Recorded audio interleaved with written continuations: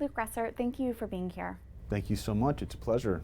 Luke, I've always felt a kinship with you from afar because both of our fathers went to John Carroll University, Go Blue Streaks. a Yes. Jesuit university in the suburbs of Cleveland. They both also died suddenly from heart attacks. Yeah. And in your book, Look for Me There, Grieving My Father, Finding Myself, you unpack your grief, and largely through traveling the world in this 3-year odyssey across multiple continents. And early on in your book, you address your father's unexpected passing. You were in Europe with your mom. Yeah. Your father was in Washington, D.C. And when you and your mom got that tragic news from overseas, you write, quote, "Now is the time to rely on our Catholic faith. We hold hands and pray a Hail Mary." Luke, why was that your immediate instinct? You know, the one thing we do in the Catholic Church very well is we're prepared for death. We're prepared for that next step when we leave this earth. And I think it's so interesting. People talk now a lot about, you know, wellness and meditation. And I've always said the best example of that is the Catholic Church and the teachings we've had for so long. Mm-hmm. And I think in that moment, when you experience that type of tragedy, when your entire world is rocked to its core, the rug is pulled out from underneath you, to use a metaphor, you're looking for something that's stable. You're looking for something that can guide you in the right direction. And for that was our faith. The single belief that, you know, you're so fortunate for the time you had with that loved one, but pray and they're in a better place and they're looking out for you, and ultimately they're at the place where we all want to be. And I think we came to that place, and also just such a community in the church, which I think is so needed now more than ever. You know, we see community fraying around the country, whether you're left or right. People are desperate for more of a sense of community, and the Catholic community really comes through in times of crisis, for personal times of crisis. The amount of people who reached out to us, the amount of priests and nuns who offered us their prayers, it was so incredibly helpful, and I'm so grateful for that. And that's why I always say I will never leave the church, because at my lowest moment, it was there for me in the most important way. I was struck by the fact that your last family trip together and your last family photo was at the Vatican. Yeah. And then your father passed 2 days later. I mean, can you speak about how your father's Catholic faith shaped him and who he was? It was really everything. You know, he was someone who was deeply involved in the faith from a young age. He went to St. Bonaventure in Buffalo, and that's where he was named editor of the student newspaper by Sister Lucille, and that was sort of his first foray into journalism. And you know, when I started to research the book, my own book, I was going through a lot of my father's files, and I did not know that he was deeply involved in the CYO. And he was actually their elected president in Buffalo, and he played CYO basketball. And I knew he was a member of the CYO, but I had no idea to the level that he had risen up through the ranks, and he had gone to DC as one of their, you know, exalted ambassadors and whatnot. And he actually told me a story that when he was in high school, he went to Canisius High School in Buffalo, and he had to work to pay for his tuition. One of the things he would do was work in the rectory. And one of the jobs that he had in the rectory, a lot of it was cleaning dishes or, you know, mopping floors, but one of them is that you would have to sit at the door and be the sort of barrier between whoever was in the neighborhood and wanted to talk to a priest.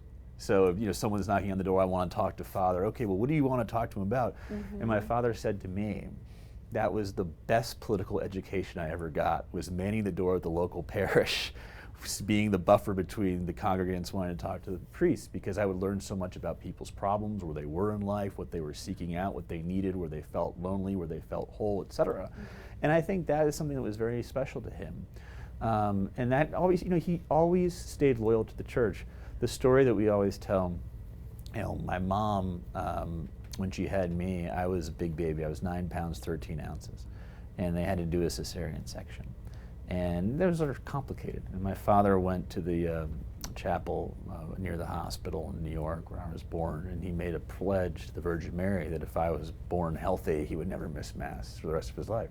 And he honored that pledge, which is, when you think about all the travel he had to do, how busy he was. Especially on Sundays. Especially on Sundays. He was a big fan of that Saturday vigil. I can imagine. But it speaks. I think it speaks volumes. And he always honored that commitment, and he passed it on to me, and yeah, I'm so grateful for it. That's really beautiful. You, in your book, you openly grapple with your identity and your purpose and living up to expectations and legacy that comes with having two prominent parents, Tim Russert and journalist Maureen Orth. If it's not too personal, Luke, I'd be interested in hearing in your prayer journey how you have come to find your identity and your purpose, not so much as an earthly son, but as a son of the Father. It's really it's a good question. I think we all sort of struggle with that existential question, right? Who are we? Why are we here? What is our purpose?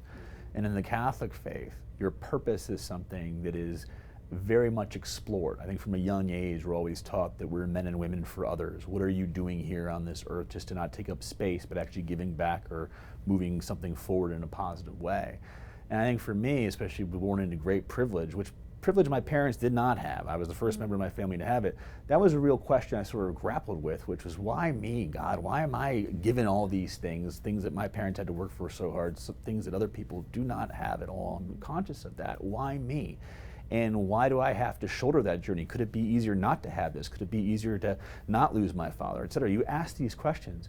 But what I was very blessed by is over the course of a lot of meditation, of a lot of prayer, was getting to a place of that you yourself are equipped for this. There's a reason why you are here. There's a reason why you were put in these situations, and there's a reason why you can be helpful to the world. And it all came together for me, actually, at the Church of the Holy Sepulchre. I read about it in my book, Praying in the Tomb of Christ, asking this question, why me, why me? And I said, no, he heard you. You go forward and you be perceptive of things. And that was something that I think I had missed up to that point, was that I was not as perceptive of things as I could have been. And that is where I really felt the power of prayer, and I felt the power of our Lord, was this idea that you don't necessarily have to have it all figured out right away, but you need to be aware. You need to feel that grace. You need to feel that faith formation and be aware. And if you're aware, the rest takes care of itself. Luke, what role does gratitude have in your life today when it comes to, frankly, combating resentment and processing grief? I think it's so important to be a glass half full person. We're very fortunate just to be born. I always tell people that's you're already one step ahead that you were born. And I think when you think, especially the United States, you're afforded the freedoms that we have here, to be grateful for that. Yeah. But I also think in the context of loss, it's very easy to become angry. It's very easy to become bitter. It's very easy to have grievance towards your faith or others. You know, why me? Why do I have to go through this? But when you take a step back and you think about, okay, even in my darkest times, I am so blessed. Even in my darkest times, I can find that light. It's very powerful. And that's a force that I think can really carry people. And I think, unfortunately, now we live in a society where everybody's a critic, where you have an entire industry based upon reviews and how I feel. And it's at some point, you just got to go, you know, people are trying their best. And give them the benefit of the doubt, and look for the things in life that make you happy, and look for the things in life that ultimately say, you know, we're all in this together, and let's go forward in peace to love and serve. Luke, you say that, I believe at the age of 30, you felt empty and unfulfilled, which prompted ultimately your global adventure. But meanwhile, you were a successful reporter here in Washington, D.C. You were in the news grind on television every single day at a very young age. What did that season reveal to you about work and fulfillment of life, and how easy it can be to get sucked into climbing the D.C. ladder and always seeking the next shiny thing instead of what you're ultimately called to? You know, it's really interesting. I was here in Washington for the better part of my 20s, operating at a very high level in that news grind, as you called it. And I think what's so difficult about that sometimes is that you can lose perspective quite easily. Someone's already up, someone's already down. It can be very vicious, not only the politics of Washington, but the internal politics of media and how that works. And I think you also see, unfortunately, a lot of times people can go to the lowest common denominator or the lowest rung on the ladder because it gets attention and it's something that we're chasing, a shiny object, et cetera. For me, I would always try to sort of balance the difficult stories, the stories I thought were stupid, with the ones that were impactful and had deeper meaning. My favorite story that I covered in Washington was Pope Francis's visit to Capitol Hill. That was an incredible sight because in my entire time there, it was really the only moment, maybe outside of when bin Laden was captured, where everybody was together and happy, and you saw Republicans and Democrats hugging each other. I mean, it was a very powerful time and moment. But yeah, I think for me, I got to a point when I was 30, which I thought was old then. It is not. Where I said, you know, is this really all that I'm about? And am I going to be defined by this culture where there's always a winner, there's always a loser, and no one necessarily takes a step back and puts enough things in perspective? And so I wanted a chance for some perspective. I wanted a chance to sort of take a pause and think about things and process things. But I was incredibly privileged to have the luxury to do that. A lot of people do not.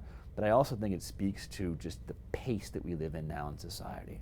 We don't take enough time to step back. I'm a huge fan of retreats. I think retreats are very important, especially nature retreats, prayer retreats, whichever kind of retreat you want to do. Whatever you can do to step back away from your phone and contemplate things is a positive thing. And someone asked me, well, what advice do you have for journalists today? I said, oh, it's so difficult today because of the way social media just moves things around so quickly. But if there's one advice I would have is try and find 3 hours a week where you just don't touch your phone. Which is not easy, as I'm sure you know. Right. But important advice. Grief and death are a part of life that everyone at some point will experience. And so if there's a viewer at home who is in the depths of grief right now, do you have a word of advice for them? I think the most important thing is you think about your lost loved one and you think about having a conversation with them. And I think most all of them, if they were able to have that conversation, they would say to you, you know, when I come to your mind, don't cry, smile. Be so thankful for the time that we did have. Be so thankful for the relationship we were able to have, for the memories we were able to make. And know that I'm always behind you. I always got my hand on your shoulder. I'm always by your side. And once you get to that place, it's very comforting. But it's not easy. It took me many years because there's so many questions. You go, I miss that person. I need their support. Why are they not here? They are there. You just have to listen. You have to think. You have to pray. Thank goodness for the gift of our faith. Indeed.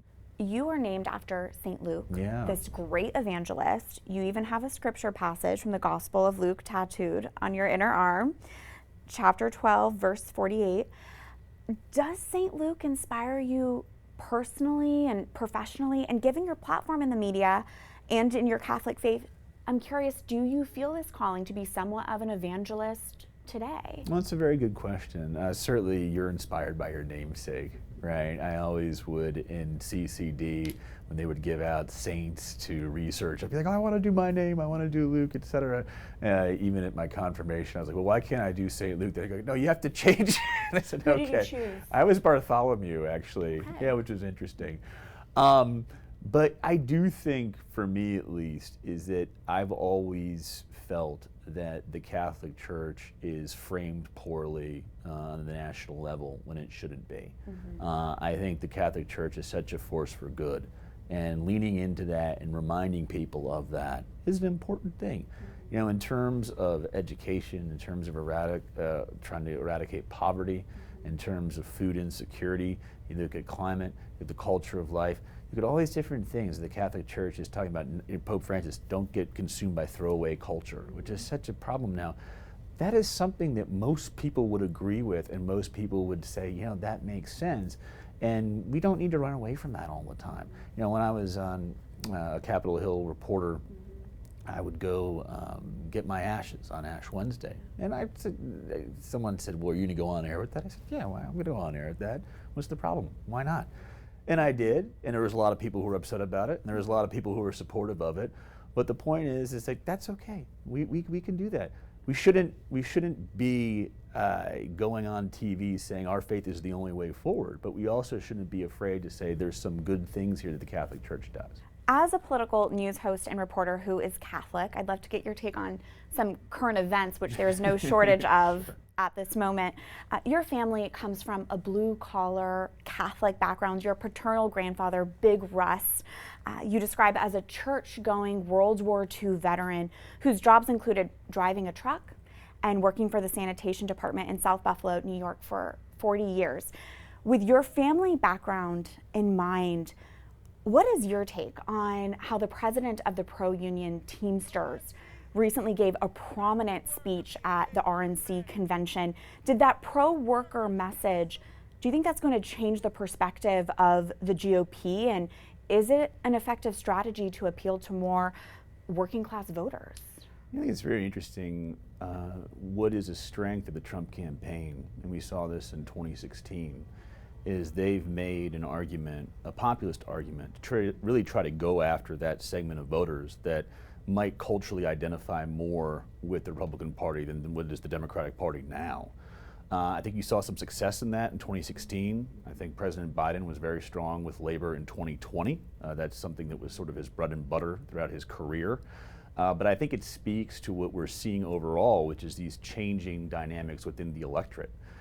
For many years, it was the college graduate, white collar was a pretty solid Republican vote, and the blue collar was a solid Democratic vote. That seems to have switched, right? Why is that? I mean, we could have a long, long conversation.